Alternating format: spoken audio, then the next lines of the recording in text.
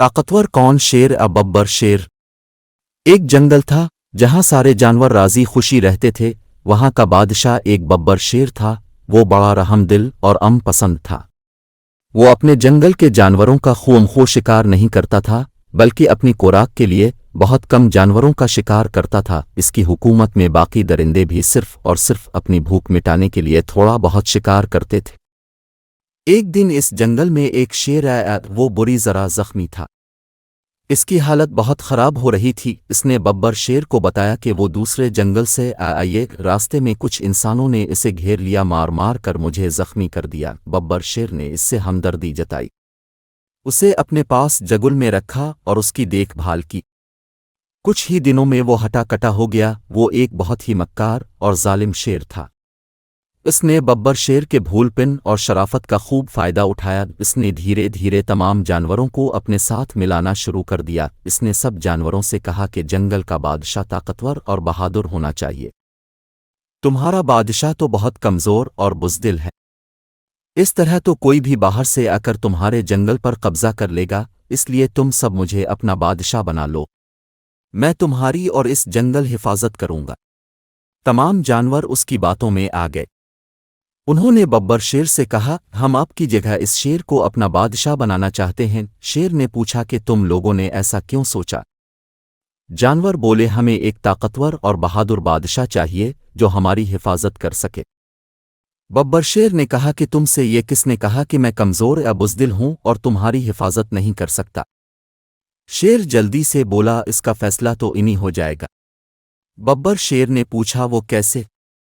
शेर ने कहा कि हम दोनों एक दूसरे से मुकाबला करेंगे। जो जीनेगा वो बादशाह बनेगा और जो हारेगा वो यहां से चुपचाप चला जाएगा। बब्बर शेर ने कहा, ठीक है, मुझे मंजूर है। लिहाजा दोनों में मुकाबला हुआ। बब्बर शेर चूंकि बहुत कम खाता था और शिकार भी ज्यादा नहीं करता था, इसलिए इसमें इतनी ताकत न थी जितनी शेर में थी। शेर ने इस जंगल में खूब शिकार करके अपनी जान बना ली थी, इसलिए वो ये मुकाबला जीत गया। बब्बर शेर वहां से जख्मी हालत में कहीं दूर निकल गया। चलते चलते वो एक दूसरे जंगल में जा पहुंचा, जहां इसकी मुलाकात वहां के बादशाह बब्बर शेर से हुई, जो कि बहुत ताकतवर और तंदुरुस्त व तवाना था। उसने बब्बर शेर से इसकी जख्मी हालत के बारे में पूछा तो उसने अपनी सारी दास्तान सुना दी। इस बादशाह बब्बर शेर ने बताया कि शेर हमारे ही जंगल में रहता था। वो बहुत मक्कार और जालिम है। इसके जुल्म व जबर की वजह से मैंने इसे मार मार कर यहां से निकाल दिया था। उसने तुमसे झूठ कहा कि उसे इंसानों ने मारा है। बब्बर शेर बहुत दुखी था। दूसरे बब्बर शेर ने कहा, तुम फिक्र ना करो, कुछ दिन मेरे पास रहो। जब तुम्हारी हालत बेहतर हो जाएगी और तुम पूरी तरह सेहतमंद हो जाओगे तो फिर हम दोनों वहां जाकर उसे सजा देंगे। दूसरी तरफ इस शेर ने वहां की बादशाही हासिल करने के बाद जुल्म व सितम करना शुरू कर दिया। वो हर वक्त किसी न किसी जानवर का शिकार करता रहता और थोड़ा सा केता और बाकी छोड़ देता। कई जानवरों को खो जख्मी कर देता था। उसकी देखा देखी दूसरे दरिंदे भी हर वक्त जानवरों का शिकार करने में लगे रहते। इस तरह जंगल का अमन व अमान तबाह हो गया।